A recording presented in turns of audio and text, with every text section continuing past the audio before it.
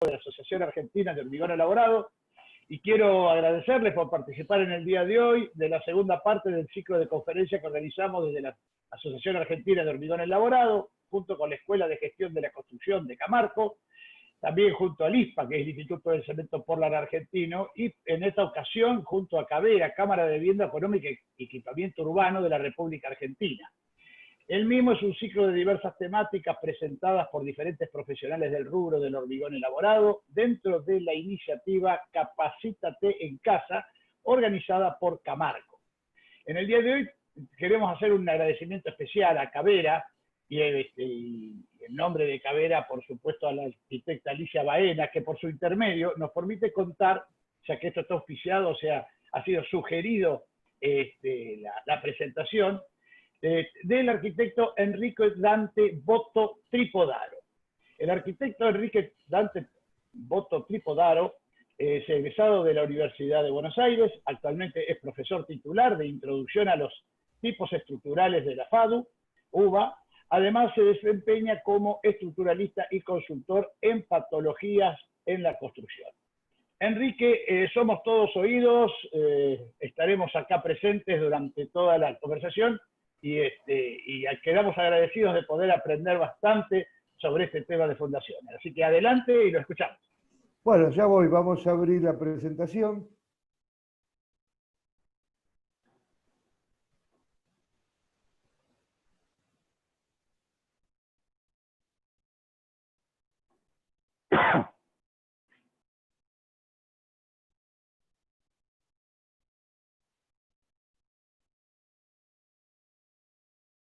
Un minuto que tarda un poquito en abrir.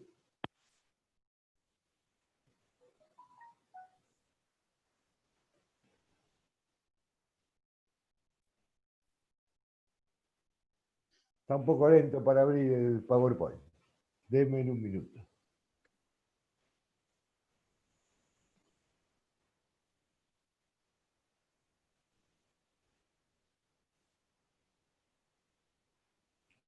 Listo, ya estamos. Bueno, buenos días a todos y a todas. Quiero agradecer a las instituciones, la Escuela de Gestión, la Asociación Argentina del Hormigón Elaborado, a DICPA y a Cavera, que me han dado esta oportunidad de comunicarles algunas cosas, y una mención especial donde inició todo este proyecto, a Cavera y a la arquitecta Alicia Baena. Quisiera saber si reciben bien el sonido antes de continuar.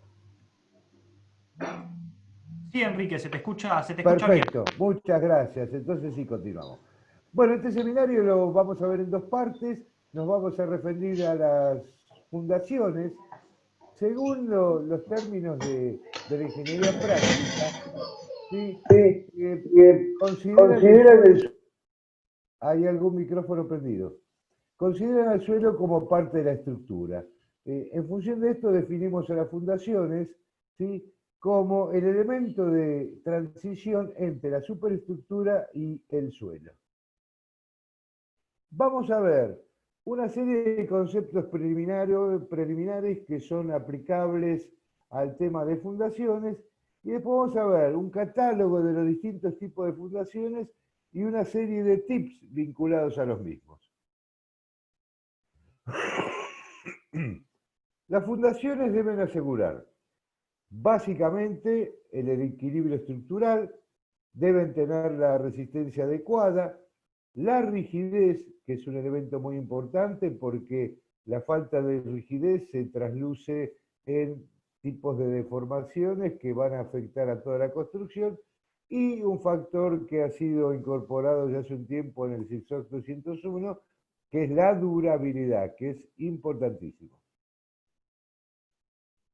El equilibrio estático, el concepto básico a partir del cual se dimensionan las fundaciones. O sea, la reacción del terreno tiene que lograr el equilibrio entre las cargas que recibe de las columnas, ¿sí? Esta transición, como dijimos, que se produce en este elemento, la llamamos fundaciones.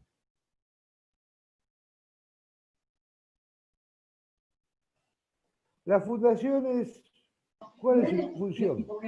Deben tomar las cargas de la construcción y transmitirlas al suelo. Asegurar la estabilidad de la construcción de la superestructura y mantener los asentamientos dentro de los límites compatibles. Hace tiempo que las construcciones sufren una serie de deficiencias que se ven como fisuras varias, especialmente la mampostería, y que las catalogamos en una forma muy generalizada como asentamientos diferenciales. No siempre, pero digamos, las concentramos todas con esta definición. O sea que los asentamientos son un tema importante a considerar. Para quien le interese el tema, recomiendo el libro de Terzaghi, de Suelos en la Ingeniería Práctica, que se puede ver algunos temas muy importantes.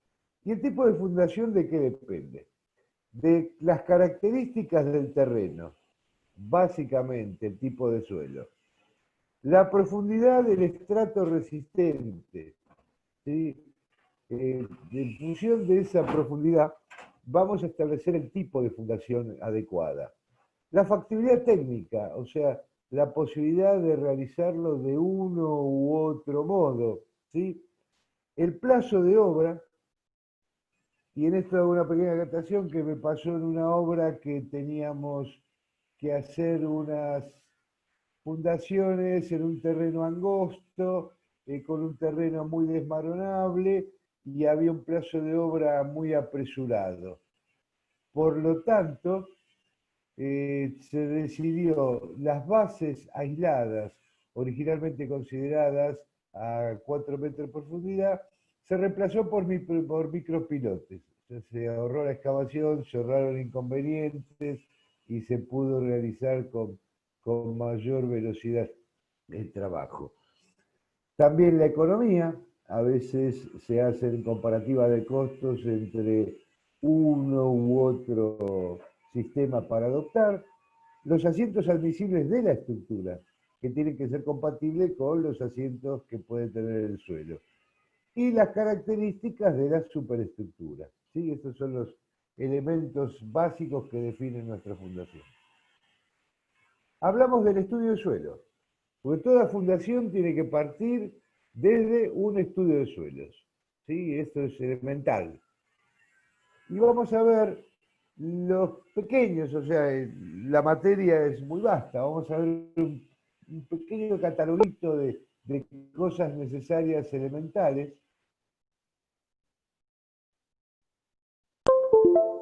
¿Sí? Los clasificamos según Casagrande, que es una clasificación universal, ¿sí? En suelos cohesivos y suelos granulares. Como vemos un poco en el gráfico, los suelos cohesivos son los suelos de grano muy fino y los suelos granulares son suelos de granos gruesos. ¿Sí? Los cohesivos son las arcillas y los limos, ¿sí? Y mantienen, ¿sí?, la composición del sustrato por atracción friccional. En cambio, molecular. En cambio, los granulares, que me adelantaba, se mantiene el sustrato por atracción friccional. Y en este capítulo vamos a incluir las gravas y las arenas en sus distintas versiones, arena fina, arena gruesa. Vemos acá en microscopio la granometría para ver la diferencia entre la arcilla, el limbo y un grano fino de arena. O sea, es mucha la diferencia de tamaño. La representación gráfica de los sondeos, que son con los cuales obtenemos los estudios de suelos, tiene una información muy completa, pero lo que nos importa más a nosotros es, si nos ubicamos a la izquierda, ¿sí?, vamos a ver que nos da el avance por metro o de a medio metro del sondeo, ¿sí?, y da los números de golpes, de 0 a 40. Evidentemente, el ensayo más común que hacemos, que es el STP, el ensayo de penetración estándar, ¿sí?, mide la cantidad de golpes para introducir la herramienta a 30 centímetros. Es decir, que cuanto más golpes necesita, resulta que el terreno es más duro, o sea, va a ser más apto para recibir cargas. Entonces nosotros podemos observar, ¿sí?, que en 40 golpes la mayor profundidad está entre 3 y 3,50. O sea, ese sería el plano de fundación adecuado para este suelo en particular, para esta obra. Igual hay una serie de consideraciones porque vemos que debajo de este tracto, 3,50 4 metros, disminuye un poco la tensión.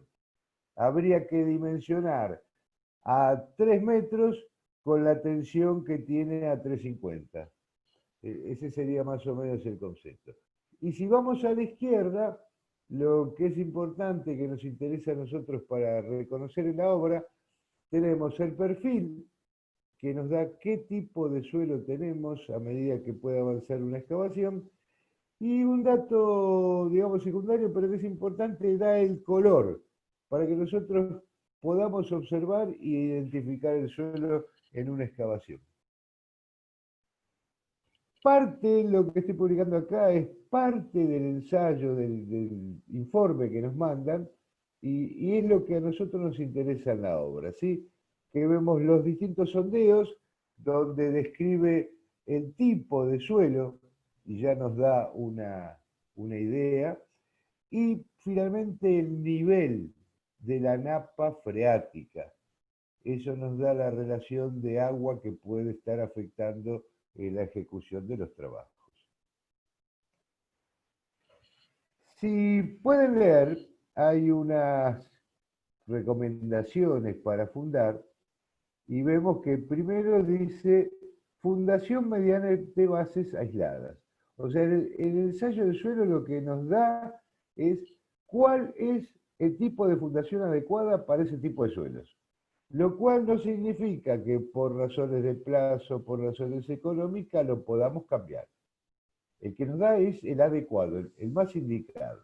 Sí, alguien me dijo que yo puedo probar de ir en tren o en colectivo y volver con ellos. Acá, perdón, se abrió un micrófono, por favor cierren el micrófono. Enrique, perdón que lo interrumpa, pero le voy a pedir a todos los participantes, por favor, que a medida que vayan ingresando, mantengan los micrófonos silenciados para poder facilitar Sí. la conferencia. Enrique, disculpe los... No, pero se metió el tren y no tengo nada que ver con el tren. ¿Continuamos? Bien. Si leen estos dos párrafos, vemos que primero dice que se podrá fundar con valles apoyados a una profundidad de 1,5 metros y una tensión de 2 kilos. ¿Sí? Y después dice que también podría ser a 2,5 metros y tomar una tensión de 3 kilos. ¿Esto qué significa? Que tenemos dos posibilidades de fundación. Si yo fundo 1,5 metros con tensión 2 kilos, tengo bases de una determinada dimensión. O sea, la placa de apoyo va a tener una determinada superficie para equilibrar la carga de la columna. Pero si funda 2,5 metros, que la tensión es mayor, las bases van a ser de menor superficie, van a ser más pequeñas. ¿Sí? Este caso es una obra que hice en Floresta, un depósito industrial, que bueno, se hizo una comparativa de costos y tiempos y el comitente decidió que se fundara a 1,5 metros con 2 kilos de tensión. O sea, esto siempre es un tema que el estructuralista lo tiene que dejar en manos del comitente o de la empresa constructora por el tema económico y tiempos que decidan ellos. En función de la decisión, uno después procede al dimensionado. Un dato importante también, está hablando de los coeficientes de balasto vertical, que son los necesarios para dimensionar una fundación superficial como son las plateas, ¿sí? Pero si vamos a hacer pilotes, que va a ser tema de la segunda clase, es importante pedir también el balasto horizontal, porque es el resorte que va a empujar lateralmente y puede influir en un pilote. Vamos a hablar un poco de los cementos y hormigones, porque básicamente este seminario se refiere a fundaciones de hormigón armado. Básicamente tenemos dos cementos, ¿sí? Tipo 40, que es el cemento de uso estructural, puede ser también tipo 50, pero el general que usamos es el tipo 40, y lo digo básicamente, el cemento Portland normal, ya prácticamente en desuso, no se consigue en ningún corralón, está reservado para la elaboración de hormigones de alta performance, ¿sí? Y los cementos Portland compuesto, que pueden ser de escoria de alto horno o de filler calcáreo, esta composición de estos elementos no modifican las prestaciones de un cemento, o sea, fraguan, adquieren la misma resistencia, poseen la capacidad de hidráulica o de hidraulicidad que cualquier cemento, no hay inconveniente. Tenemos dos clasificaciones de norma IRAN de los cementos, ¿sí? La 50.000, que serían los más usuales, los más reconocidos, cemento Portland normal, compuesto, fidelizado, con escoria, pusolánico, que es un cemento, podemos mencionar, apto para, por ejemplo, pilotes bajo agua, ¿sí? Cemento de alto horno. Y tenemos la 50.001 que nos da los cementos especiales, alta resistencia inicial, ARI. Si nosotros proponemos un ritmo de obra para desencofrar cada 7 días, tenemos que usar este cemento en la elaboración de la mezcla. Los altamente resistentes a los sulfatos o moderadamente resistentes a los sulfatos. Después vamos a dedicar un párrafo a este tema. Un buen ensayo de suelos le va a informar si hay influencia en APA de agua, qué tipo de acción, si puede ser alta la afectación o puede ser medianamente considerable la afectación de los sulfatos. Recordemos que los sulfatos son sales, ¿sí? También debajo de calor de hidratación, o sea, cuando hacemos hormigones masivos de mucho volumen, digamos, por ejemplo, una platea de fundación de 1,5 metros, 2 metros de espesor, que va a generar mucho calor en la etapa de hidratación de la partícula de cemento. Usamos otro tipo de cemento para eliminar problemas de exudación prematura, retracción plástica, contracciones de fraude, o sea, se solucionan muchos problemas. El resistente a la reacción álcali agregado, ¿sí? Esta es una reacción que la conocemos como de las arenas expansivas, tenemos mucho de esto en el interior de la provincia de Buenos Aires, es una reacción del álcali del cemento con los ácidos silicios, ¿sí? Y por último, el cemento blanco, que es el de mejor categoría, el que permitiría obtener mejor resistencia, pero que desgraciadamente es caro. La composición básica del hormigón, ¿sí?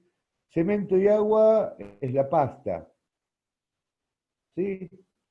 Cuando ponemos los agregados finos, la arena se convierte en mortero, y si agregamos piedra o canto rodado como era antiguamente, obtenemos el hormigón. Si vemos, ¿sí?, entre el gráfico del agua y abajo agregados finos, hay una franjita que no está definida. Ese es el aire contenido en la mezcla, que es natural en el proceso de mezclado, se produce ese aire, que normalmente anda entre un 2 y un 3% del volumen, no más. Puede llegar hasta un 7-8, pero en general 2-3%.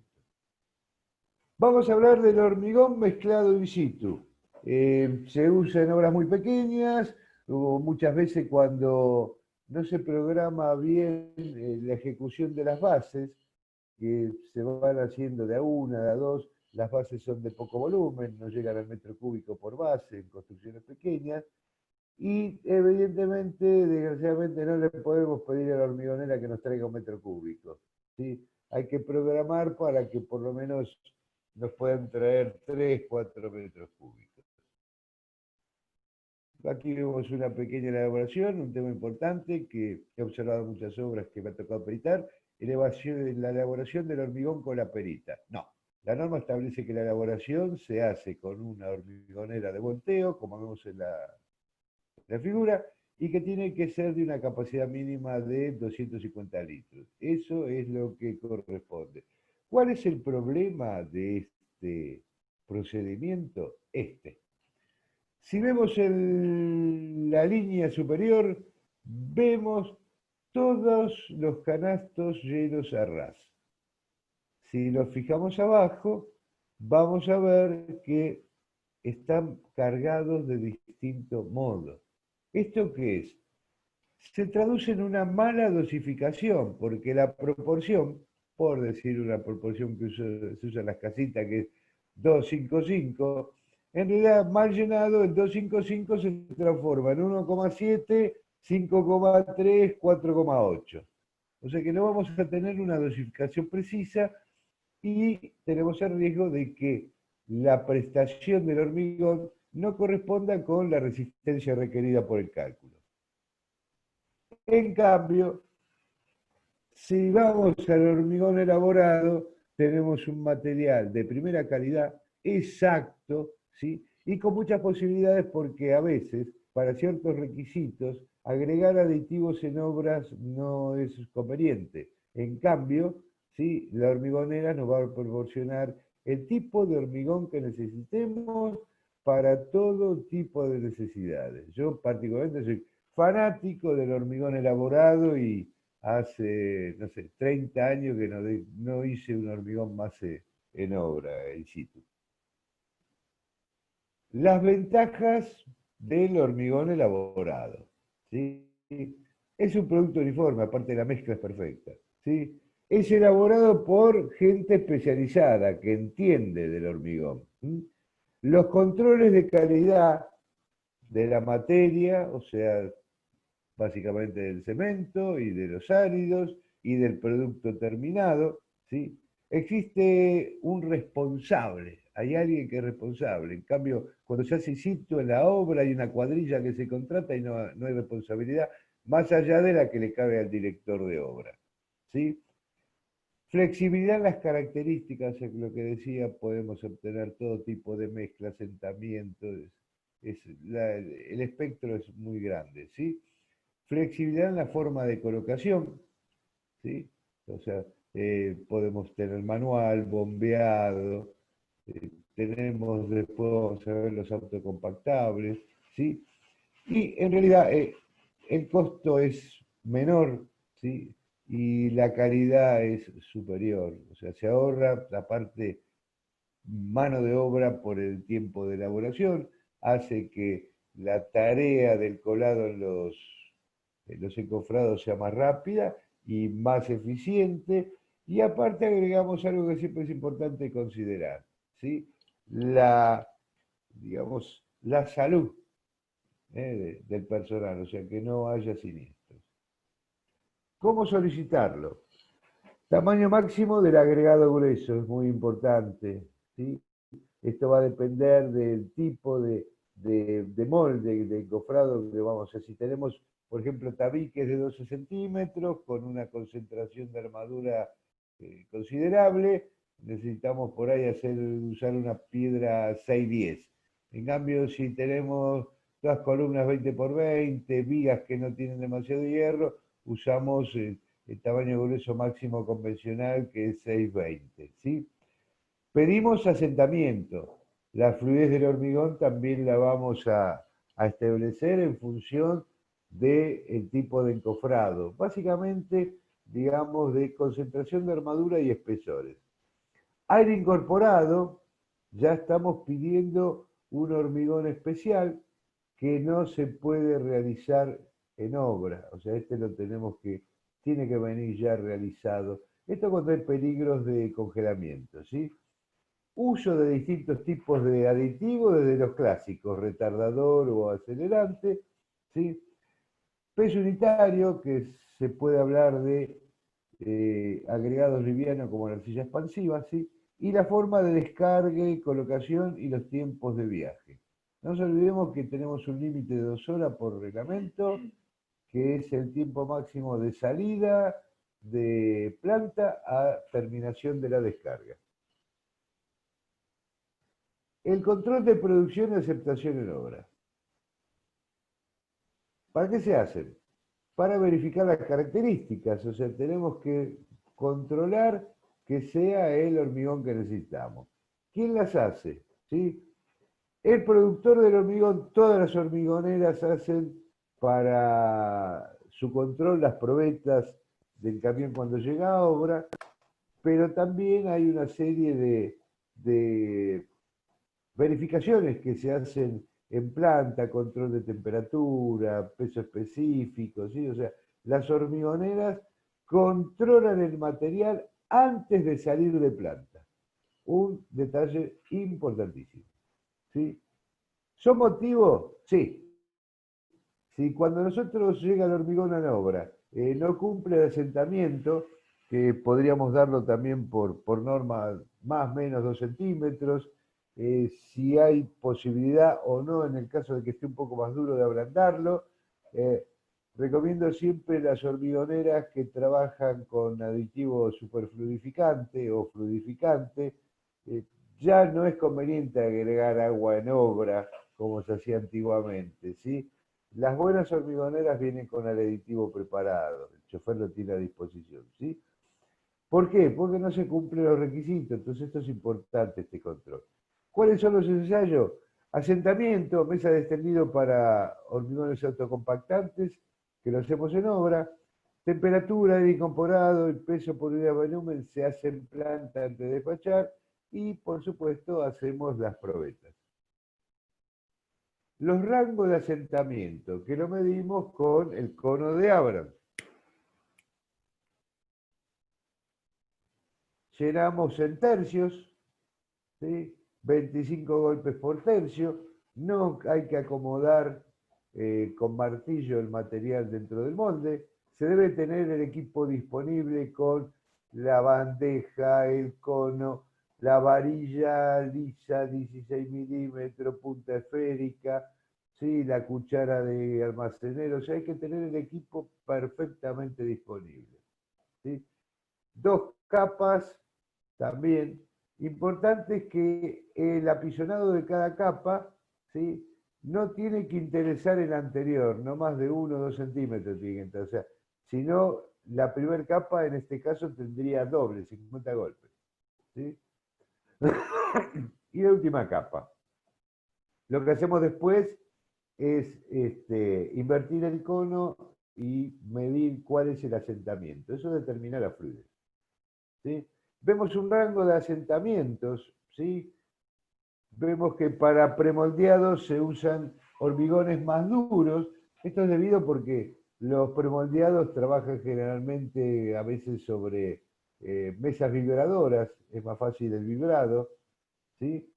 Los pavimentos, los hormigones generalmente estructurales, los generales que usamos, ¿sí? Acá vemos hasta asentamiento 16, pero bueno, si necesito mayor fluidez pediré asentamiento 18. Es importante recordar que es el límite por norma que establece para agregarle agua para ablandarlo cuando llega el mixer a obra, ¿sí? Ese es el límite establecido. Los hormigones de alta desempeño, o sea, H60, H80, ¿sí? Y por último tenemos los autocompactantes. Bueno, aquí lo que vemos es cómo medimos el asentamiento, ¿sí? Esto es importante tenerlo en cuenta, ¿eh?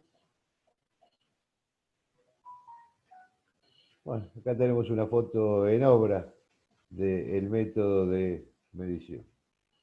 El tomado de muestras, o sea, para medir el asentamiento es cuando recién inició la descarga el mixer, tomamos de la canaleta para construir, pero después tenemos que hacer las probetas.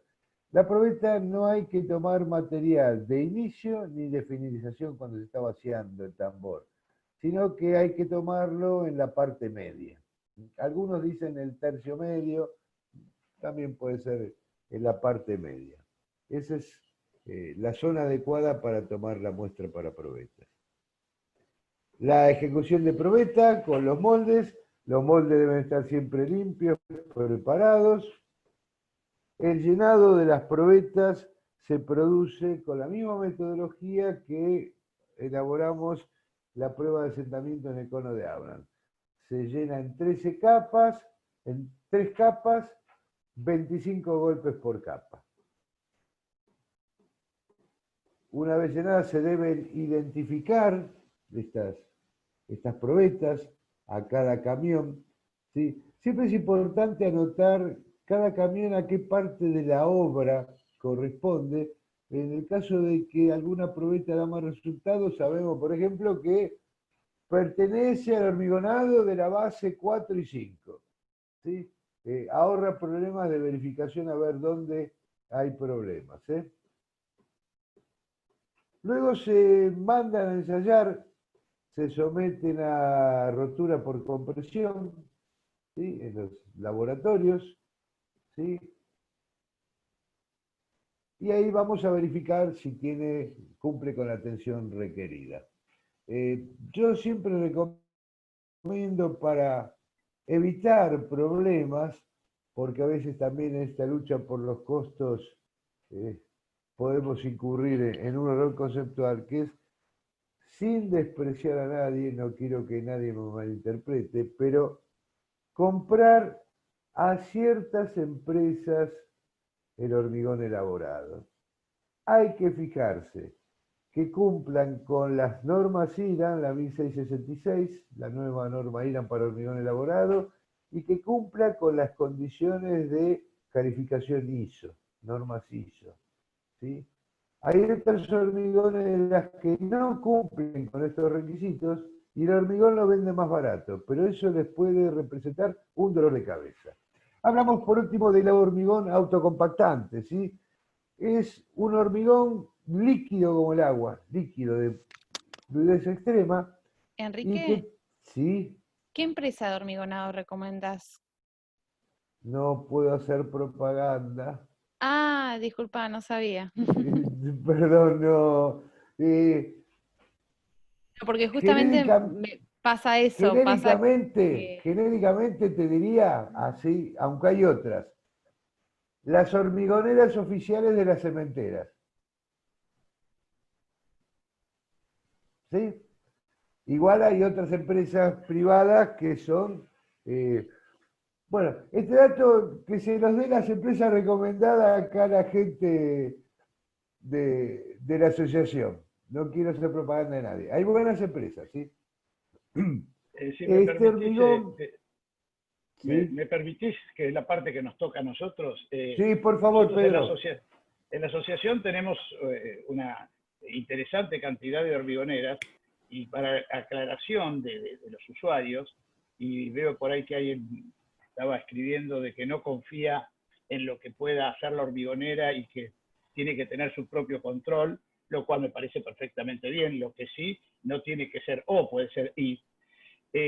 Para poder ser miembro de la institución, de la asociación, deben cumplir una cantidad de requisitos muy importantes, y muchas de ellas, gran cantidad, están todas certificadas ISO 9001, lo cual significa de que hay alguien, una tercera persona, por decirlo, institución, que está garantizando que se está cumpliendo un proceso de ejecución del material.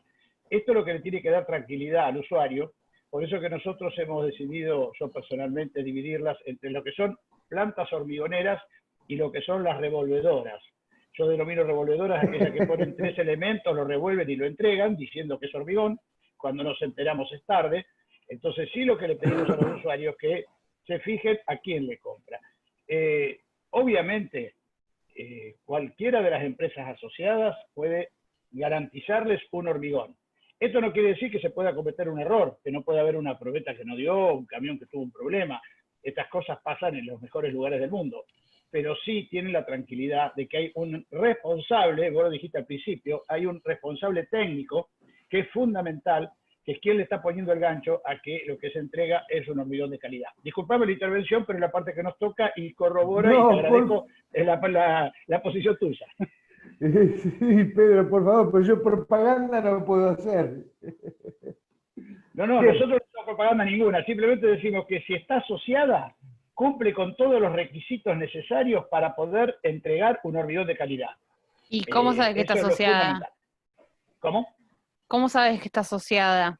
O sea, Muy ¿dónde simple, tenés con que...? entrar en la página web de Asociación Argentina de Hormigón Elaborado, hay una página web donde están todas las hormigoneras asociadas, el lugar donde están emplazadas, el tipo de hormigones que hace, ¿no es cierto? Y y se puede entrar también solicitando cuál es la más cercana a la obra, que eso también es importante porque ayuda. Así que muy en buen la dato. página www.hormigonelaborado.com está todo ese dato y además dice quién es el responsable, están los números de teléfono y dice qué hormigones puede proveerle. Perfecto, gracias. Bueno, sigo, Pedro, ¿tenés algo más que Sí, agregar? perdóname la intervención, pero viste cuando si viene una trompada por ahí trato de pararla. No, te hice pie porque dije, ustedes saben de las empresas, yo no puedo hacer. No, aclaro dos cosas. Uno, que lo que dijo recién Pedro, y yo lo he hecho toda la vida, la hormigonera más cerca por los tiempos, no excedernos de las 2 horas de salida de planta a terminación de la descarga. ¿Sí? Eso es muy importante. Y en mi parte profesional de evaluación de patologías, tengo muchas, pero créanme que muchísimas obras que he tenido que intervenir por problemas en el hormigón, que la provisión la había hecho empresas no asociadas. No quiero criticar demasiado, pero digamos, sin ensalzar demasiado a Pedro, y por algo estén asociadas. ¿Sí? Ténganlo en cuenta, gente, eso es importante. Bueno, este hormigón autocompactante se comporta igual que el hormigón convencional, puede adquirir cualquier rango de resistencia, fragua en los mismos tiempos, ¿sí? La diferencia es la fluidez extrema que hace que cubra bien las armaduras, no necesita vibración, ¿sí? Esto es muy importante, ¿sí? La vibración es esencial, es indicada por las reglas del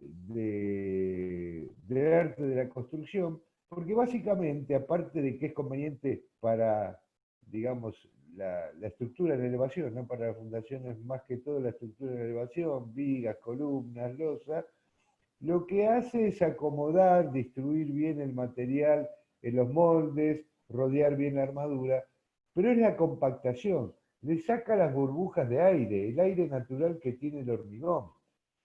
Una buena vibración de hormigón puede hacer que la tensión requerida aumente hasta un 20-25%. Es muy importante, ¿sí? Bueno, ¿qué tiene este hormigón? Que elevada fluidez, moderada viscosidad. Esto hace que se pueda bombear en alturas grandes, no sé, 60 metros, por ejemplo, por la viscosidad. El hormigón convencional con su viscosidad lo hace imposible de bombear a grandes alturas, ¿sí? No tiene tendencia a segregación, o sea, la separación del sálido con la pasta. Muy baja exudación, ¿sí? O sea, transpira poco, por decirlo vulgarmente, ¿sí?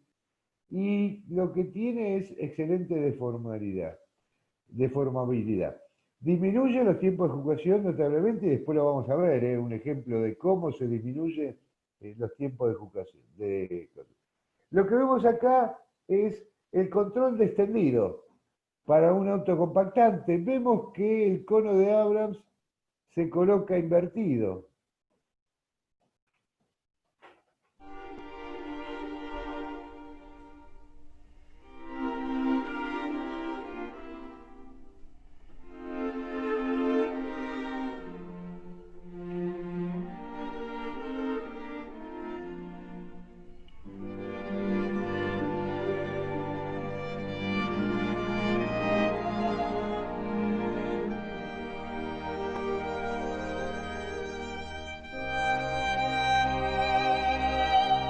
Bien, es muy importante, acá observamos, esto es el control de extendido, tiene que estar en el orden de más o menos 5 centímetros de 65 centímetros de diámetro, ¿sí? Y es importante, si observamos acá que se detiene el video, los bordes, que no haya presencia de arena, de finos en los bordes. Eso nos marca que la mezcla ha sido bien diseñada y bien preparada. Hoy entramos finalmente, después de haber visto todas estas pequeñas introducciones relacionadas a las fundaciones directas. Las fundaciones las clasificamos en superficiales, semiprofundas hasta 2,5 metros de profundidad y profundas hasta 4,50. Algunos dan 5 metros. Yo he hecho bases a 5 metros y parece que medio centímetro no fuera nada y es mucho para hacer una excavación de base y el trabajo de una base aislada, no sé, de 1,5 metros por 1,5 metros, lo hace más dificultoso. Cuando pasamos esta profundidad, lo conveniente es recurrir, vamos a ver, a un pozo romano o a pilotes. Hablamos en primer término de las superficiales. Plateas de fundación. ¿Sí? Hay dos tipos de platea flexible y platea rígida. La platea flexible es apta, en primer término, para cargas bajas. Por ejemplo, son aptas para el sistema constructivo, el steel frame. ¿Sí? Y cargas lineales, o sea, cargas de paredes, no cargas puntuales, no cargas concentradas. La platea flexible tiene una consideración particular que es una platea o una placa de hormigón deformable por su escaso espesor. Hay que tener en cuenta, ¿sí?, esa deformabilidad en relación con la deformidad del suelo. Este tipo de platea necesita, según el estudio de suelos, un saneamiento, o sea, reemplazar bajo la superficie de la platea el suelo existente, que generalmente es de relleno, ¿sí?, por de 50 centímetros a 1 metro de espesor por tosca compactada. Pongo acá para el detalle, el énfasis en un tema, ¿sí? Cuando hablamos de relleno, es compactado. No existe en construcción relleno sin compactación. No se olviden de eso. Lo que vemos acá son las guías. Es importantísimo en todo tipo de placa de hormigón, tanto en la platea como en las losas, mantener el espesor uniforme. ¿Sí? En principio, porque cuando se hace visualmente, el problema es el tendiente al centro de la superficie, que va a quedar una oquedad o va a quedar una montañita, por así llamarlo. ¿Sí?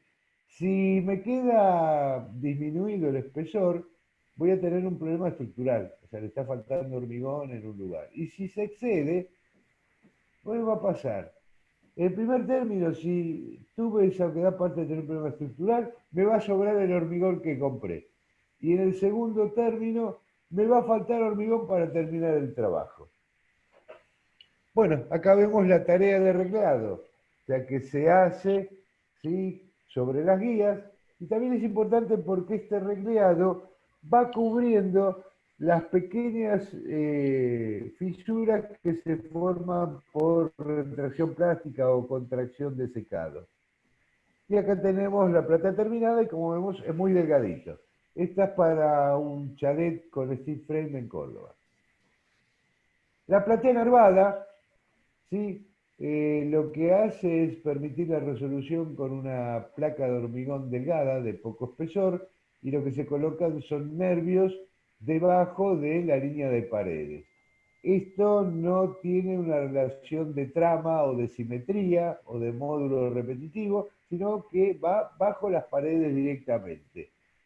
Un detalle que vemos acá es, primero, como toda platea corresponde, una barrera antihumedad, que es un foil de polietileno de alta densidad, pero si observamos acá aparece uno de los detalles importantes en hormigón, para mí el principal relacionado con la durabilidad. No hay separadores, no se prevé recubrimiento. Error garrafal. La platea rígida es aquella que se construye por necesidad de punzonado. Las cargas puntuales de columnas, cualquiera sea su material, puede ser una platea de hormigón para columnas metálicas, ¿sí? Producen punzonado, que es un efecto de corte del hormigón. ¿Sí? Y el punzonado se resuelve con espesor. También tenemos posibilidad de colocar una armadura especial, pero en general este es un tema de espesor. O sea que necesitamos una platea rígida que en general la resolvemos como mínimo entre 40 y 50 centímetros de espesor para cargas normales, un par de plantas, dos o tres plantas, ¿no? Cuando vamos a ver qué pasa cuando es muchas plantas. ¿Sí? Acá vemos una obra de Santa Bárbara que hicimos, ¿sí? Esta es una platea de 50 centímetros de espesor. Cuando tengo la platea rígida, la flexible generalmente se resuelve con una sola armadura, la resolvemos con dos armaduras, una inferior y una superior. Aquí vemos en el detalle esas tiritas verdes que están bajo la parrilla inferior, que es la separación, el recubrimiento, ¿sí? Todo elemento enterrado, o sea, todos los tipos de fundaciones, o lo mismo las superficiales como las plateas, por norma son 5 centímetros mínimos de recubrimiento y a mí la experiencia me hace aconsejar que dejemos siempre 10 de recubrimiento. Un tema en particular que lo he visto muchas veces, la separación para el recubrimiento nunca con ladrillos. El ladrillo es poroso y absorbe la humedad, ¿sí? Los separadores tienen que ser los del tipo plástico o los de hormigón propiamente dicho. Y lo que vemos también acá es la patita, porque algunos se preguntan, ¿cómo hago para poner la separación de la superior? Bueno, se hacen estas patitas que se ponen cada 60 centímetros.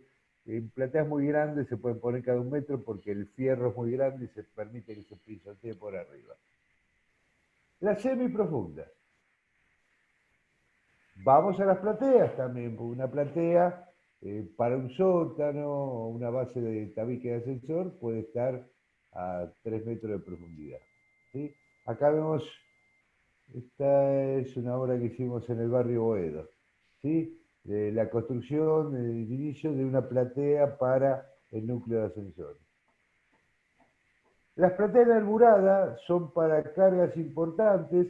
Estas tienen una grilla, un módulo.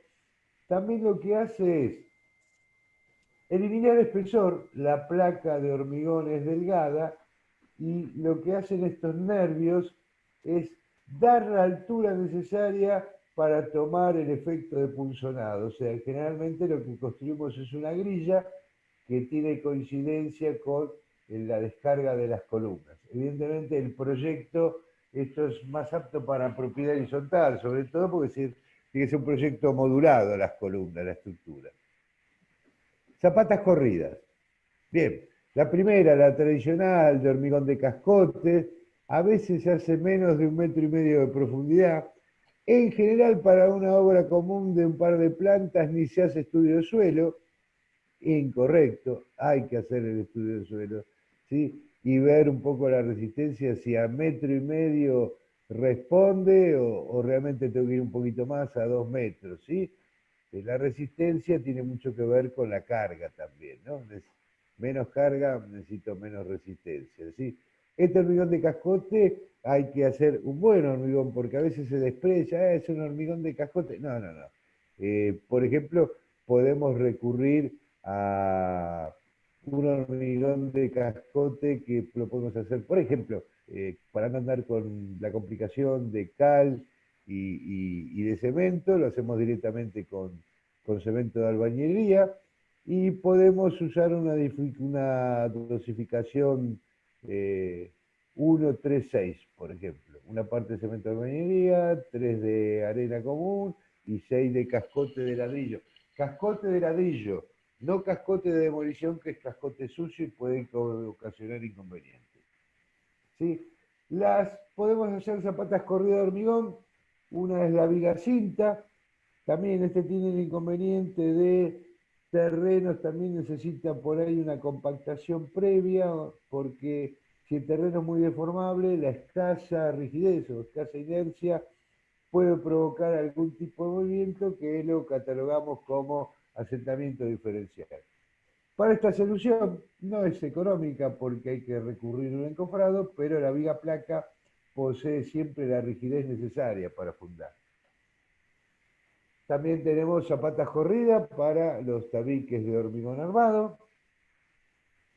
Y acá vamos a ver una aplicación del hormigón autocompactante. Vemos una viga de Fundación Zapata Corrida. Vamos a ver qué rápido se procede con este material y de qué modo.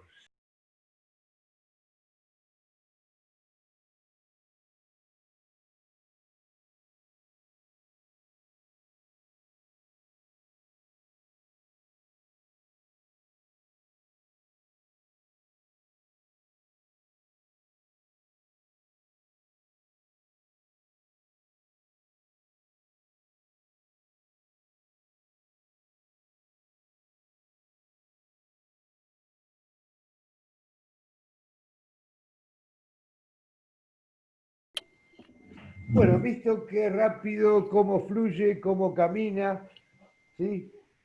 La particularidad de este tipo de hormigón. Zapatas aisladas, en general es una excavación manual. En este caso estábamos haciendo las zapatas bajo, después venía un piso industrial y vemos con una flechita, si pueden observar, que tiene distintos colores el suelo. Lo observamos ahí que en la excavación. La parte de abajo de la flechita son arcillas expansivas. Y lo que tenemos arriba es un relleno compactado para después ejecutar el piso industrial. Cuando elaboramos este tipo de bases, zapatas aisladas, hay que acordarse bien. Primero tenemos la base indicada con una flechita, es el contrapiso de limpieza, que no solo va a permitir una buena limpieza del fondo de la excavación, sino que aparte lo utilizamos para marcar los ejes de la base. Y después la secuencia de disminución de secciones en función de la necesidad de apoyo del encofrado. O sea que lo que tenemos, a pesar de que podemos usar fenólicos de 20 milímetros, ya no su costumbre es 2,5 centímetros, una pulgada, que es el pezón de la tabla en bruto. ¿Sí? O sea, para una columna de 20 por 20 tenemos que dejar un tronco de 25 por 25, o sea, siempre 2,5 centímetros más para cada lado, y el apoyo sobre el tronco de pirámide, o sea, el volumen propio de la base, tendríamos que estar dejando ya, o sea, 20-20, 25-25, 30-30. O sea, esto hay que preverlo bien para poder apoyar los encofrados. La base centrada, ¿sí? Tenemos este dibujo, vemos bien un tema importante que es la armadura de la columna tiene que tener patas generosas, como vemos en el dibujo, para que apoye bien y permite un fácil aplomado de la armadura. Pero además, acá marcamos, esto yo lo saqué de un manual, en el circulito, le faltan las escuadras a la parrilla. Es un detalle que últimamente se ha obviado y es importantísimo porque es el factor de anclaje de la armadura de tracción de la base. ¿Sí? Eso hay que tenerlo muy en cuenta, hay que hacer las escuadras. Aquí las tienen. ¿Sí? No hay que olvidarse, no hay que obviarlo. ¿Eh? Acá vemos una preparación con el encofrado para el talón y con la flechita marcamos lo que siempre voy a insistir. Recubrimiento, en este caso con separadores de hormigón. Y aquí vemos la base terminada, ¿sí? Con una superficie de recepción perimetral de la armadura de columna para el encofrado. Y hay una flechita. ¿Qué es esta flechita? La oquedad o las oquedades que presenta, ¿sí? Y es un factor muy importante, después vamos a hablar de, puede ser ingreso de agresiones al hormigón. ¿Sí? Hay que eliminar todas las oquedades, tiene que tener una buena terminación. Esta es la terminación correcta, fratachada. Acá tenemos dos factores a considerar. Muchas veces para hacer rápido se pide un hormigón de asentamiento 4, de asentamiento 5, que no permite una buena terminación superficial. ¿Por qué? Y para levantar la pirámide fácilmente. En realidad hay que pedir por lo menos un asentamiento 8. Cuesta, pero permite otro nivel de terminación. La zapata combinada. Me ha tocado a mí periciar muchas obras con problemas y hemos visto dos bases muy próximas, digamos, separaciones de columna de 2 a 3 metros, lo cual o pegadas las bases. ¿Qué sucede cuando tenemos mucha proximidad? Hay una superposición de la descarga en el suelo, lo cual le exige al terreno, ¿sí?, que responda con el doble de la tensión considerada. En general este no es un problema grave, sí es conceptual, pero no grave en la práctica, porque los estudios de suelo se hacen con un coeficiente de seguridad 3. O sea que si le requerimos el doble, vamos a poner un caso para visualizarlo. El estudio de suelo da que la tensión es 9 kilos, la tensión de rotura o de quiebre del suelo es de 9 kilos por centímetro cuadrado. Le aplican un coeficiente de seguridad 3 y nos llega a nosotros el estudio de suelo que la tensión admisible es de 3 kilos, o sea, 9 dividido 3. En este caso le estaría exigiendo 6 kilos, pero como en realidad es 9, no resulta demasiado preocupante. Pero hay que recurrir en estos casos a la zapata combinada, o sea, una zapata única que reparte la carga recibida de dos columnas muy próximas, ¿sí?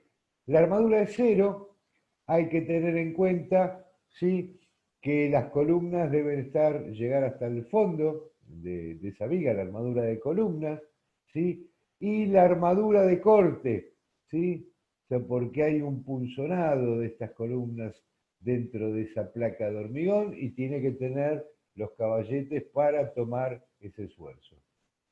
Y acá tenemos un ejemplo, ¿sí?, de una base combinada. La base excéntrica, ¿sí?, que son las clásicas bases de medianera. Al tener excentricidad se provoca un momento, ¿sí?, que debe ser tomado en principio por un tensor. Hay un esfuerzo muy importante, ¿sí?, en la base del tronco de columna sobre la pirámide truncada. Hay un momento importante, incidente, que obliga a lo que llamamos engrose del fuste o del tronco de columna. Hay dos formas de realizar esto. Una es la que vemos acá en la figura, que es el fuste, es lo que llamamos de sección variable. Ya casi se ha dejado de usar por un problema práctico, ¿por qué? Y porque como la sección va variando en la altura, nos obliga a realizar todos los estribos de distinta medida. No es muy práctico. Y aparte, hay que hacer un encofrado con esa diferencia de medida. Lo que hacemos en general es producir el ensanche necesario de forma uniforme, así todos los estribos son de la misma medida y el encofrado es mucho más sencillo. Acá tenemos un detalle de una columna con su base excéntrica preparada y vemos que esta cumple con todos los requisitos. Separador del hormigón, las escuadras en la armadura traccionada y separadores en la armadura de la columna.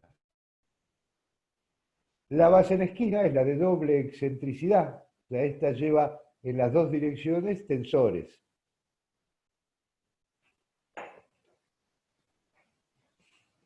También, a veces, nos toca ejecutar una base sobre un pozo absorbente, generalmente ya viejo, en desuso. Si está relleno hay que vaciarlo, porque en general si lo vació el usuario de la propiedad, lo ha rellenado con basura. No tiene capacidad portante. Hay que vaciarlo. Si tuvo alguna actividad hay que desinfectarlo, tiramos una bolsa de cal.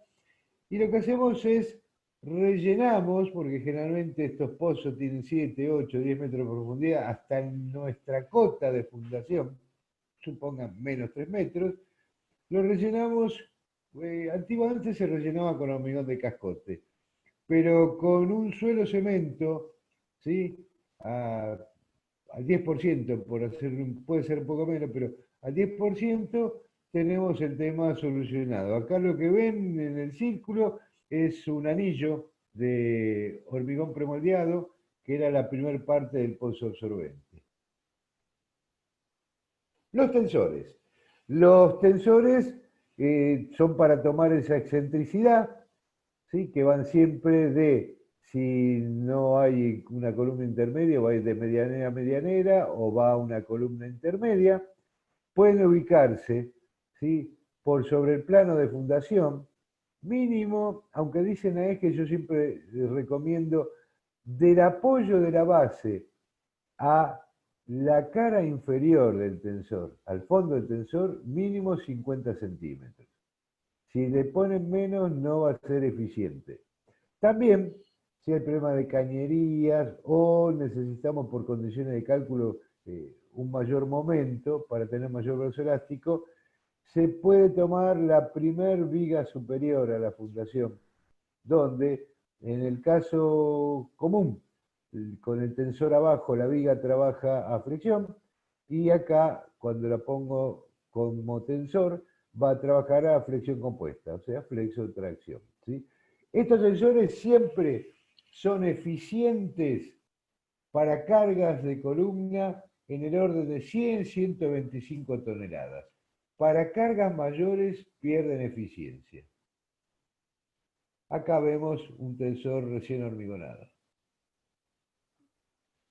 Cuando tenemos cargas mayores, pongamos como límite 150 toneladas, ¿sí? El momento originado deja de ser funcional con un tensor y recurrimos a la viga de fundación. La viga de fundación, la particularidad que tiene es, son vigas altas, tienen buena resistencia por su inercia, ¿sí? Son de sección constante y lo que hacen es también constituir en ambos apoyos, sobre ambas bases, o se empotran a las columnas correspondientes. Lo que tenemos que, como va a tomar ese momento de excentricidad, estas vigas, la armadura se invierte. Como tiene tracción arriba, la mayor armadura va a estar en la cara superior. Y además, como dijimos que se invierte, nos vemos acá en el gráfico, la armadura de corte también se invierte. En vez de ir desde el centro hacia los bordes, va desde los bordes hacia el centro de inclinación. Son detalles importantes a observar cuando inspeccionamos antes de hormigonar. Bueno, acá vemos la armadura, ven en la cara superior una importante armadura, está tomada desde la columna de medianera, va hacia el centro del terreno y ahora acá la vemos completa desde el fondo de la medianera a la columna intermedia en la cual se acopla. La vía cantilever es una solución parecida, como ven acá es de sección variable, lo que hace es que la parte más delgada de la viga se conecte como articulada y no empotrada a la columna. Lo que hace una u otra condición es variar las condiciones de dimensionado, ¿sí? Esta sección variable es lo mismo que cuando hablamos del fuste. Lleva a ser un encofrado más complicado y estribos de distinta medida. Acá vemos también la armadura de tracción es la superior, la armadura de corte se invierte. Acá vemos una viga en proceso de armado. Articulación de pie de pórtico. Otro detalle, los pórticos articulados prácticamente se han dejado de utilizar. Esto se utilizó mucho entre los años 40 y 70 y se ha dejado de usar. Es importante recordar porque puede venir en una planilla de cálculo la armadura necesaria, pero no, por algún error o olvido, no llega al detalle, ¿sí?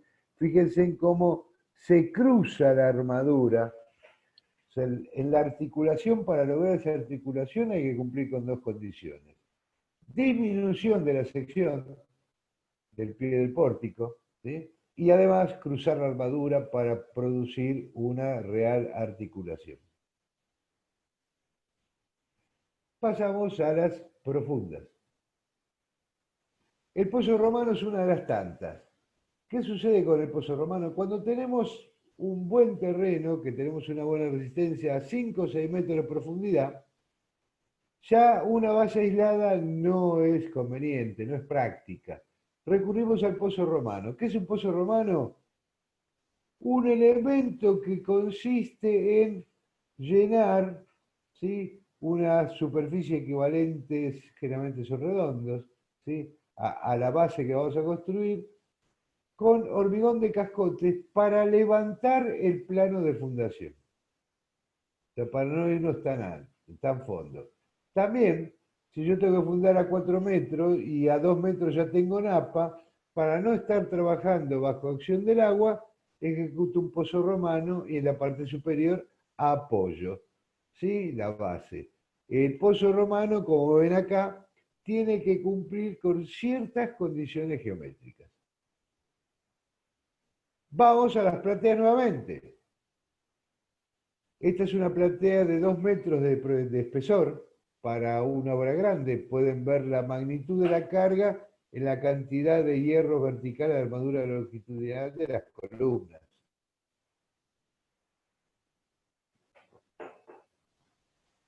Acá vemos el llenado.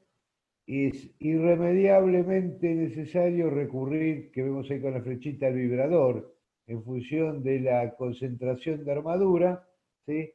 Es imprescindible el uso del losa de supresión, donde a veces tenemos algunos errores. Tenemos una losa de sótano bajo nivel de la napa, hay una gran presión, por lo cual no podemos hacer un contrapiso en ese sótano, hay que hacer una losa. Y muchas veces, como su nombre lo dice, losa, uso y costumbre, ¿dónde va la losa? Y abajo. La armadura de la losa va abajo. Pero esta losa trabaja a la inversa, se flexiona al revés. ¿Y qué sucede? Y que al flexionarse, la zona traccionada no tiene armadura y termina fisurándose.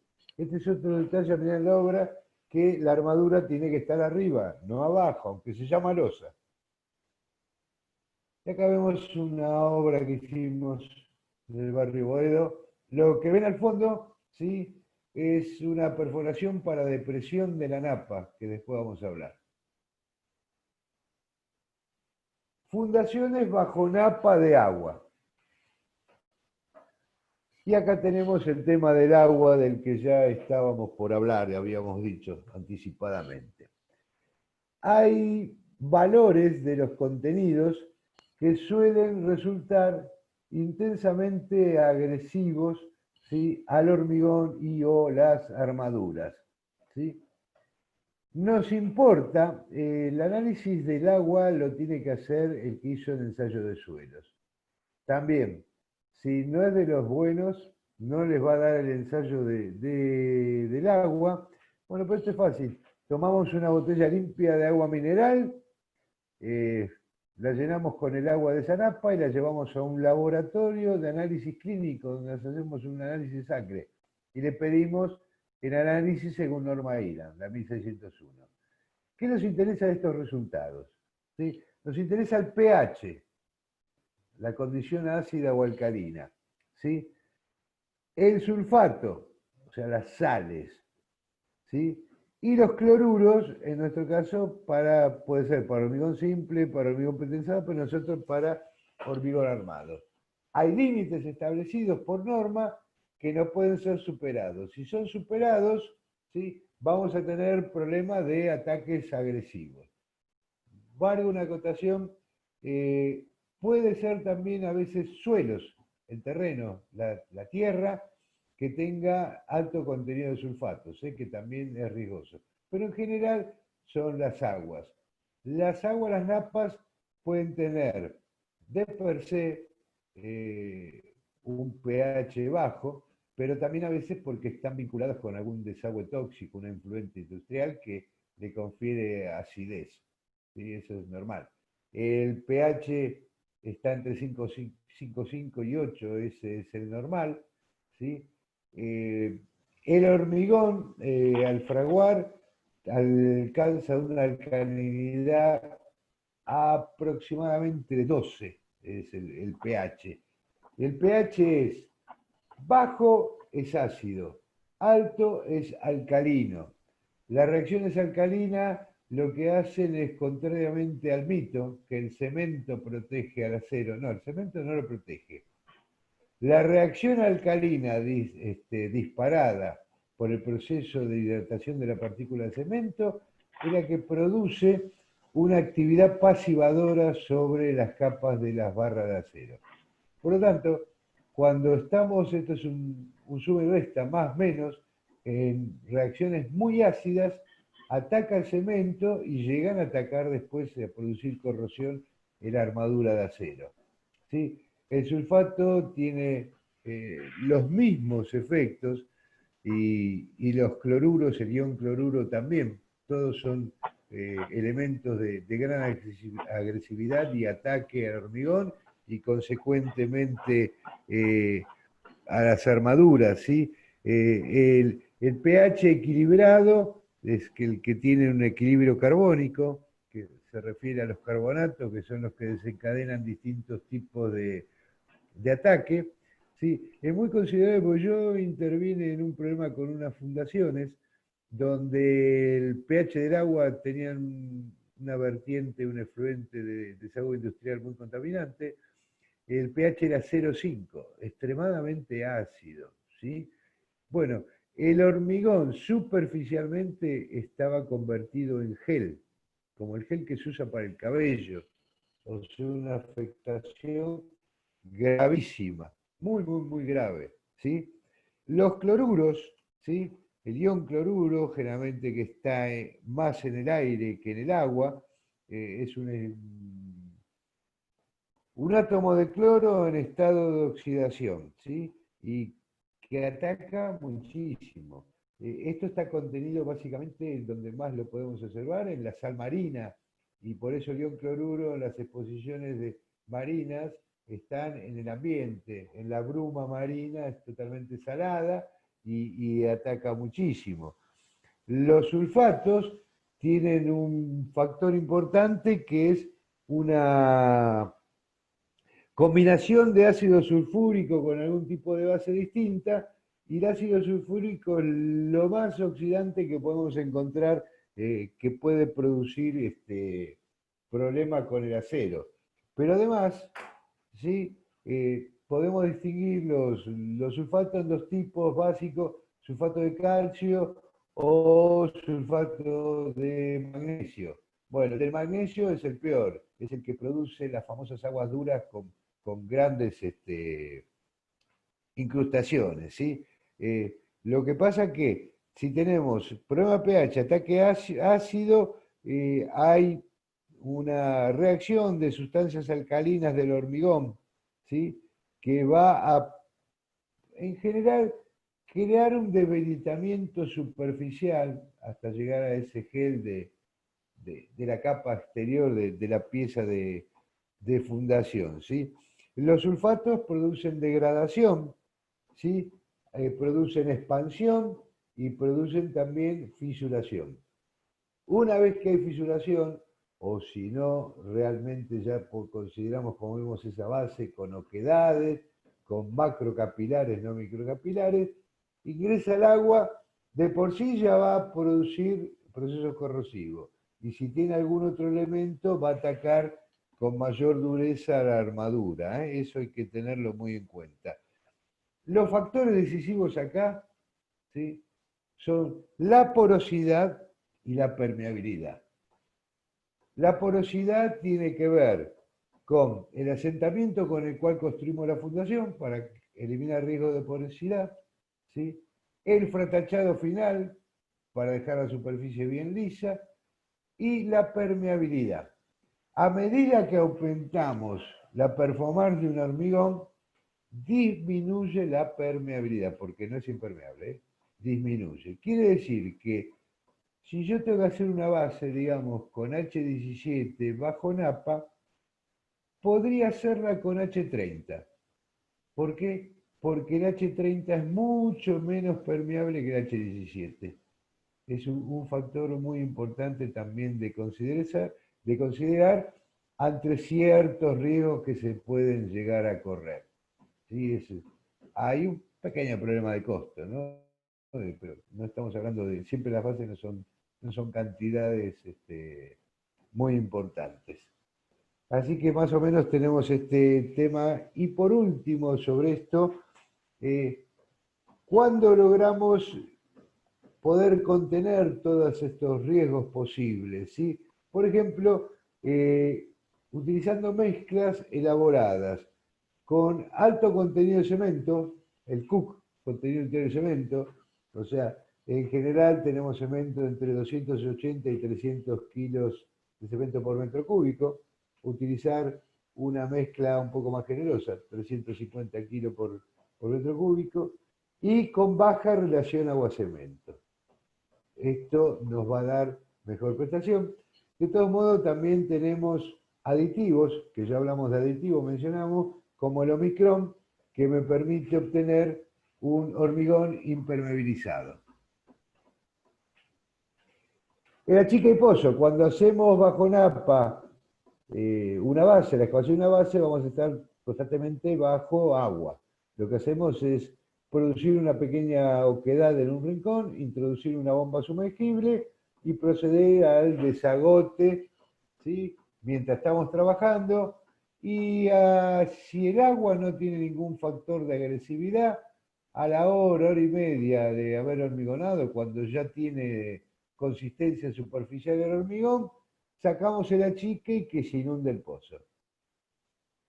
Acá vemos el proceso de achique. Empezó y está la bomba ahí con la cañería sacando agua. Y acá tenemos largamos. Este agua en esta base no tenía problema. Es una base que hicimos una obra en Escobar. Y lo que hace esa humedad es mejorar las condiciones de curado.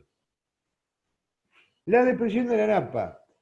Cuando hay que hacer bases en una excavación de sótano, que hay que proceder a ejecutar primero, ejecutar el sótano, el problema que tenemos que es un gran volumen y con el sistema de achique no da tiempo. Lo que se hace es deprimir la napa, producir un bombeo constante que disminuya el nivel de la napa durante las 24 horas. En general el procedimiento resulta de un cálculo hidráulico, a ver cuántas, en función de la superficie y volumen, cuántas perforaciones necesitamos. En general son de 15 metros de profundidad para sótanos convencionales. Se utiliza un caño de 150 de PVC microperforado y se introduce en él una bomba de eje vertical al fondo. Acá la tenemos, el caño, el conducto, la conexión eléctrica de la bomba y la cañería de impulsión.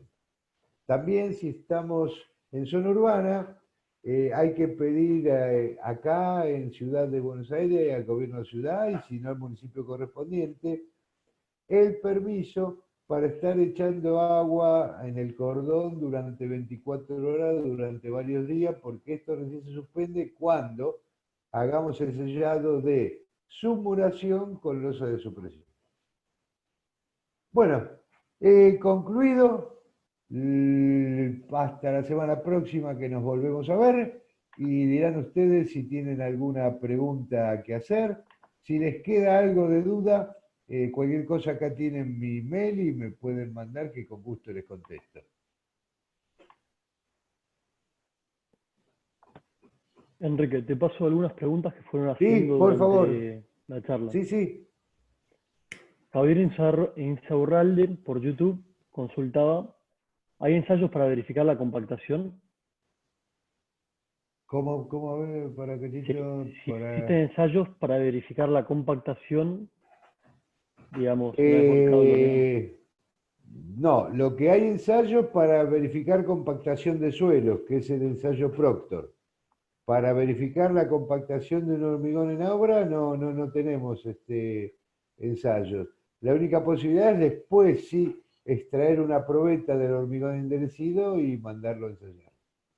Si no, sobre la marcha no hay posibilidad. Perfecto.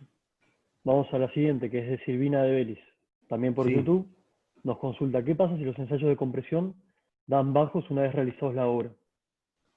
¿Cómo? Repetime que se cortó. ¿Qué pasa si los ensayos de compresión nos dan bajo una vez ya realizada la obra? Ese es un tema más particular, es la razón de ser de ejecutar las probetas. En realidad, si dan bajos, hay dos aspectos a considerar, ¿no? Que es, primero, ¿cuán bajo da? ¿Sí? ¿Cuánto menos? O sea, por ejemplo, estoy hormigonando con un H30 y una de las probetas me da, pónganle, 290 kilos por centímetro cuadrado. Esa poca diferencia la vamos a obtener, o sea, hay una evolución de la resistencia, todos lo saben, el mito, ¿no? Que cuanto más tiempo pasa, más se endurece el hormigón. Pero para que tengan una idea general, en 90 días, ¿sí?, el hormigón puede crecer su tensión, la requerida inicial a 28 días, con 90 días puede llegar a aumentar un 10%. Lo cual quiere decir que si yo tengo un hormigón, un H30, me dio 280, con ese 10% extra, o sea, estoy pasando, me quedaría, o sea, por ahí en 60 días ya la tengo. Es una consideración matemática, ¿eh? ¿Eso qué me quiere decir? En principio, si son fundaciones, no tendría mayores inconvenientes, es reprogramar un poco la obra. Si estoy en la estructura de elevación, voy a tener que prorrogar el apuntalamiento hasta que la estructura que presenta problemas, ¿sí?, tenga la capacidad portante necesaria. Si la diferencia es muy grande, y pasa, yo he tenido varias obras que he tenido que intervenir con esto, supónganse, tienen un H30 y una probeta rompió a 210. La diferencia es abismal, va a tener que pasar 200 años para que llegue a esa resistencia, y lo que va a haber que hacer es dejar el apuntalamiento, o si son bases, va a haber que paralizar la obra por un tiempo hasta que se resuelva y calcular el refuerzo. O sea, va a haber que reforzar mediante engrose, telas de aramida o pátinas de fibra de carbono o planchuelas de acero pegada con epoxi. O sea, hay que pensar, si la diferencia es muy grande, en el refuerzo. Pero siempre, si hay apuntalamiento, prolongación del periodo de apuntalamiento. Perfecto. No sé si queda No, conforme. a ver, vemos, en todo caso repreguntará, pero no, por el Sí, momento sí. no. Bueno, preguntan también por YouTube si en la zapata corrida, ¿por qué no se considera necesario colocar nylon? La zapata corrida, ¿qué zapata corrida? O sea, lo que tenemos como zapata corridas, hablamos de hormigón, de cascote, ¿sí?, de distintos tipos, ¿sí?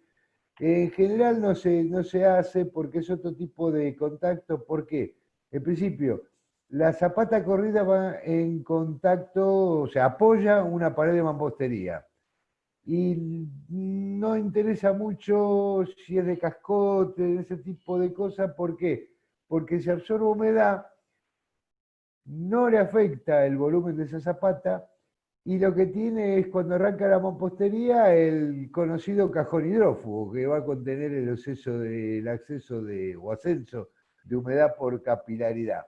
En el caso de fundar con una zapata corrida del tipo cinta o placa, es conveniente, sí, como ya es hormigón y hay hierro con posibilidad de oxidación, colocar una banda también de polietileno de alta densidad. Seguimos. Perfecto, seguimos. Bueno, esta es otra consulta de YouTube de Javier Enzarroalde, que consulta ¿cómo se consigue que la base de la fundación tome la forma piramidal? Levantándola, levantándola. O sea, uno lo que deja es la base, dijimos que tiene que tener, donde vamos a apoyar el encofrado, si volvemos a esa relación que hice 20-20, 25-25, el truncado es de 30 por 30, ¿sí? Lo que hacemos generar a la altura que tiene que tener, ¿sí? Dejamos un cajoncito atado, bien fijado, de 30 por 30. Abajo la base, supónganse, tiene 1,20 por 1,20. Manualmente se va llevando la forma despacio hasta ese marquito que dejamos de 30 por 30. Por eso yo uso hormigón duro, para hacerlo fácilmente. Con un hormigón más fluido cuesta trabajo, pero lo correcto es un hormigón más fluido. Es un trabajo manual, se hace con un fratacho especial, el fratacho para hormigón, que es un fratacho delgado de 7,5, 10 centímetros de espesor por 40 de largo, termina con punta redondeada. Hay que ir levantándolo paulatinamente hasta que se obtiene la forma. Perfecto. Nos consulta Sebastián, ¿cuál sería la mejor solución en una medianera entre un pozo romano excéntrico o un pozo romano centrado alejado de la medianera? Ahí no le voy a poder contestar, porque realmente es un tema de proyecto. ¿Por qué? Si hago un pozo centrado, lo que hace es que separo la columna del eje medianero. Entonces es un tema de proyecto, de diseño. No hay, digamos, una variante en la respuesta estructural, ni en la respuesta mecánica, ni en la resistencia del terreno. Es simplemente de diseño, es formal. O sea, de un modo tengo la columna pegada a la medianera, del otro forma la tengo despegada. No hay otra variante para esto. La siguiente consulta la hace Alejandro Velatín, que consulta, ¿a mayor asentamiento es correspondiente la relación con menor porosidad del hormigón? A mayor asentamiento no, el asentamiento no tiene nada que ver con la porosidad, digamos. Siempre tenemos riesgo de que cuando el asentamiento es muy pequeño, digamos, comparemos asentamiento 5 con asentamiento 15, ¿no? Tenemos un riesgo de peor terminación superficial, que quede más, digamos, más grotesca la terminación. La porosidad es intrínseca al diseño de la mezcla, al tipo de mezcla que estamos utilizando. Pero evidentemente, cuanto más fluida es la mezcla, menos porosidad tiene. Aclaro una cosa, el tema es, la resistencia de cualquier material, no solo el hormigón, está en función de su compacidad. O sea, nosotros lo vemos en el uso cotidiano, los elementos porosos tienen menos resistencia que los elementos bien compactos. ¿Cómo se aumenta la performance de un hormigón? Eliminando porosidad, también están los capilares, los microcapilares. Por ejemplo, para obtener un H80 se utiliza el humo de sílice o sílica fiume, que es un polvo que es la partícula 1000 veces más chica que la de cemento. O sea, a medida que yo voy tapando poros, adquiero mayor compacidad. O sea que el tema de los poros básicamente está relacionado a la performance del hormigón, no al asentamiento. Pero lógico, si es más fluido, tengo menor posibilidad de poros. Pero acuérdense, los poros en el hormigón están relacionados a la performance. Mayor performance, menos poros. Perfecto. Dos consultas de autocompactante que las uno, Sí. que es ¿qué ventaja y desventaja tiene el autocompactante? Si es mucho más costoso. ¿Y qué tiempo de desencofrado se recomienda para este tipo de hormigón?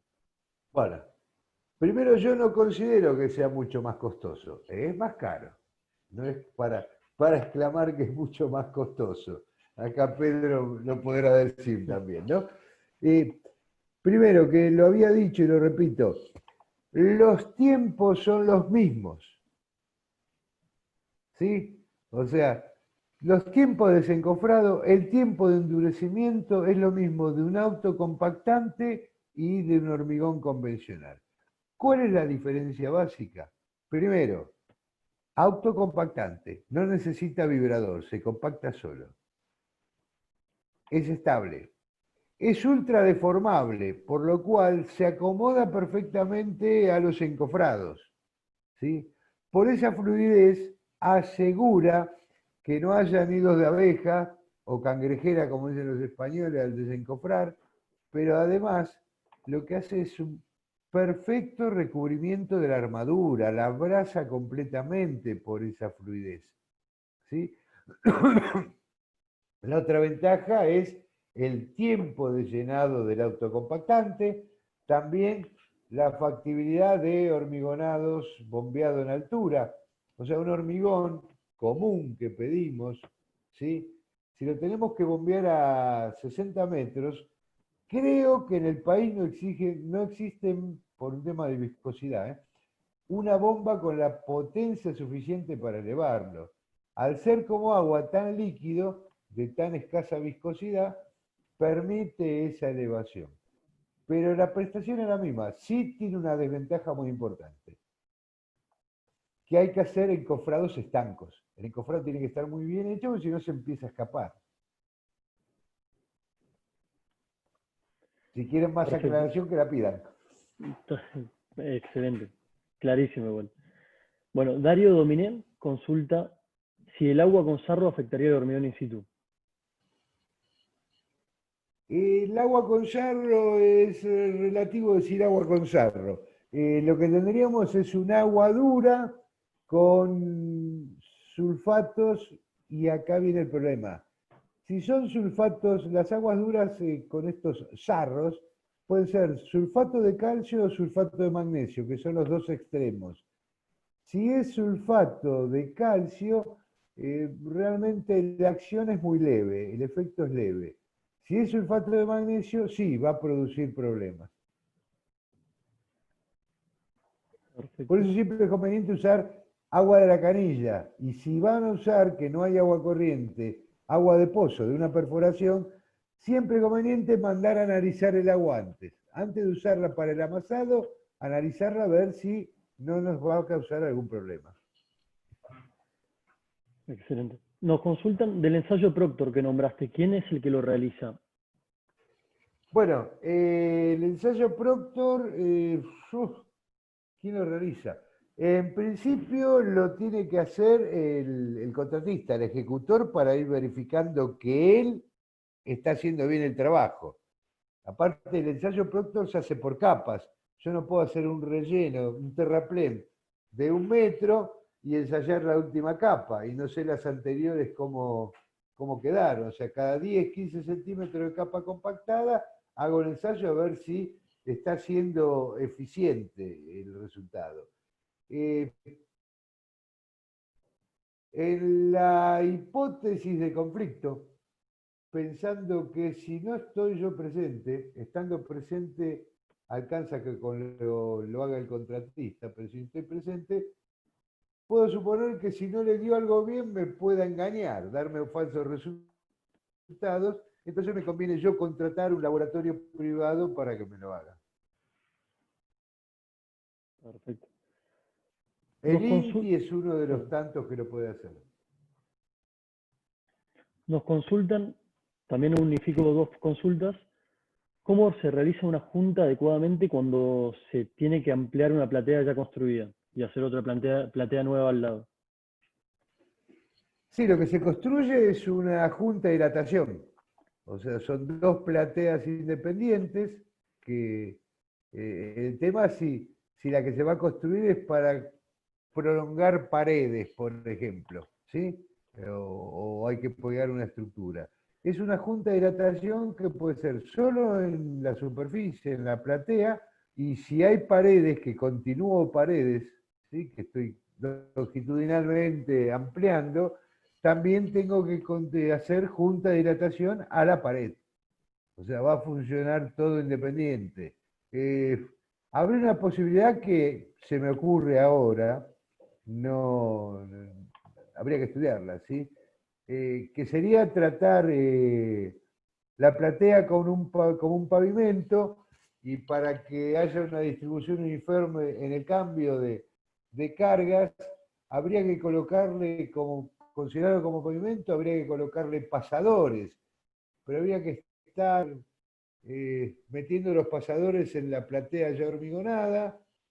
No es un problema, tenemos sistemas mechas de vidia, tenemos anclajes químicos, no sería demasiado, pero sí es engorrosísimo hacer ese trabajo. Igual, en esa junta por el tema de cargas, que dejamos pasadores con un pavimento, en la elevación de la pared hay que dejar junta de dilatación.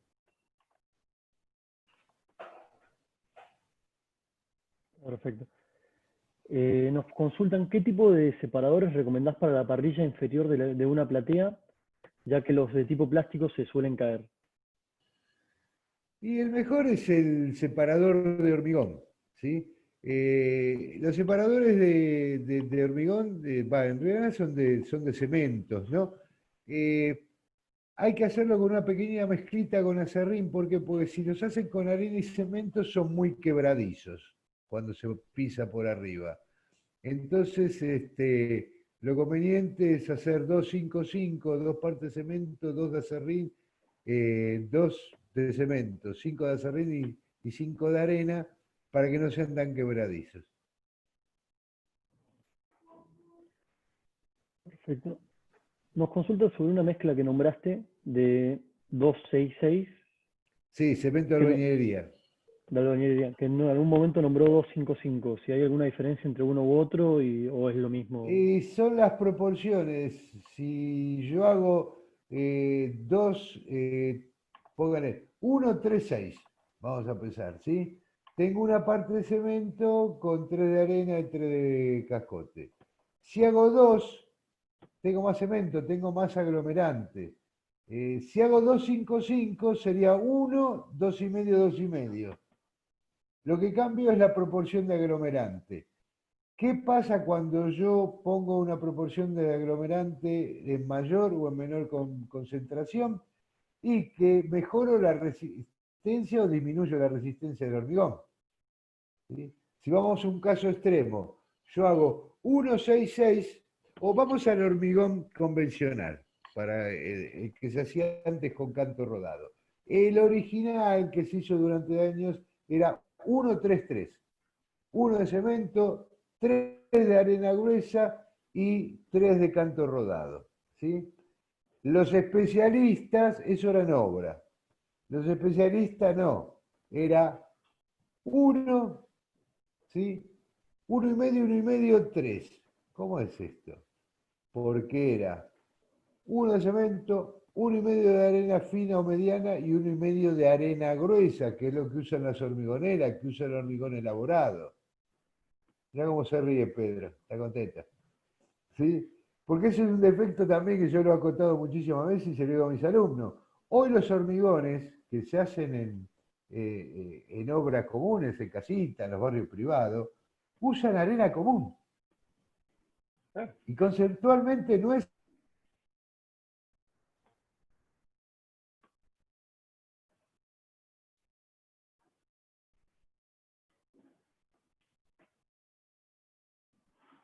¿Se cortó? Pedro, sí, se cortó la conexión de Enrique. Vamos a esperar unos minutitos y ahora seguimos y podemos recuperar a Enrique. Claro, gracias.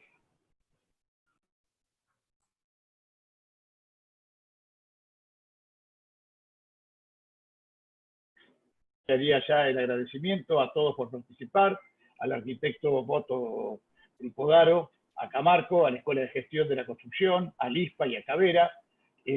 Bueno, y si queda alguna pregunta, si la podemos resolver ahora, la podemos en la próxima, y es donde le queremos invitar a participar. Va a ser el día 22 de julio a las 10:30, que se va a dar las fundaciones indirectas de hormigón para la vivienda.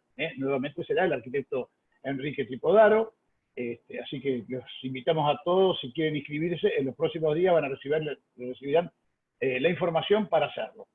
Un agradecimiento especial a Cavera, a la arquitecta Alicia Baena por su colaboración para poder esta charla, y si no podemos restablecer la comunicación, ¿no es cierto? Yo no sé, salvo lo que opinen.